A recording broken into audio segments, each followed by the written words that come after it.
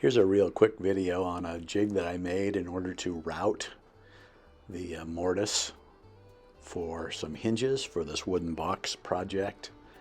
I will have a full video on the whole project, but this is just a quick one for the way I did the hinges.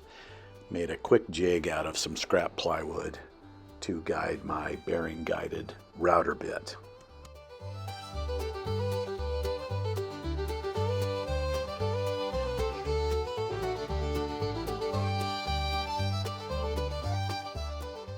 You can see in this piece of scrap plywood, I've done this for several different jigs that I needed to guide router bits, and this was just another one. I just simply raised the blade of the saw through the plywood with some hold downs, so just in case that blade wanted to toss that piece of wood.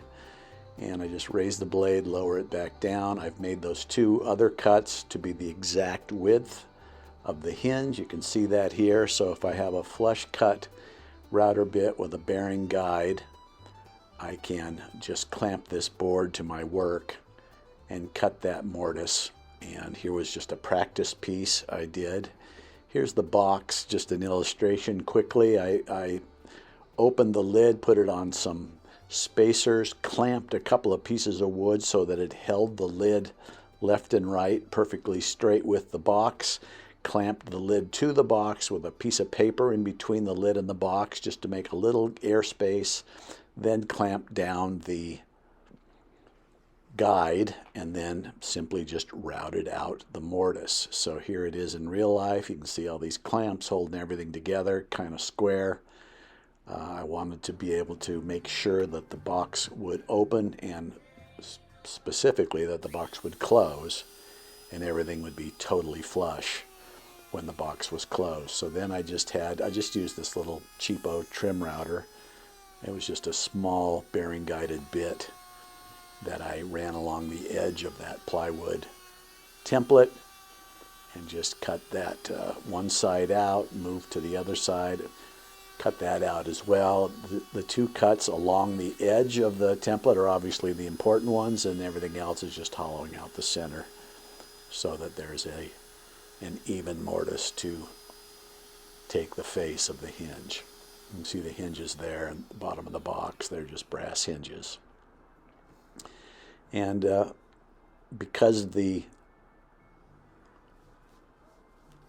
template was the size of the hinges, the mortise turns out to be the size of the hinges. And so again, here's the other side, maybe a little bit more of a close-up view. Again, I just ran that router against the edge of the plywood, up that side, down the other side, and then hollowed out all the stuff in the middle. And it gave me a very nice mortise to set the hinges in. Ended up with a nice level opening and closing of the lid that ended up very flush on the sides, very flush on the front, very flush on the back, with just the bolt part of the hinge sticking out of the back of the box. So it makes for a very flush looking box, very nice looking box even on the back side.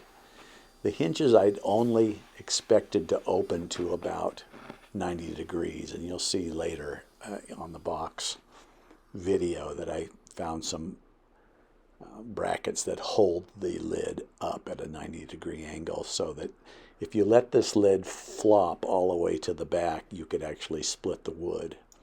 So you don't want the lid to move more than 180 degrees.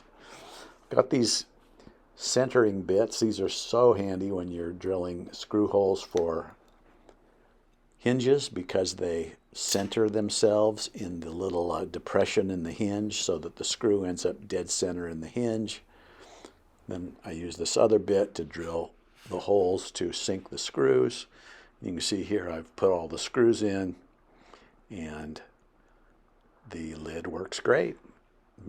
Quick, free template, and the whole project or the whole part as far as doing the hinges didn't take more than just a few minutes. Thank you again for watching. If you enjoyed this video, please subscribe And stay tuned. Be very quickly, I'll be back with the entire box project. Thanks again.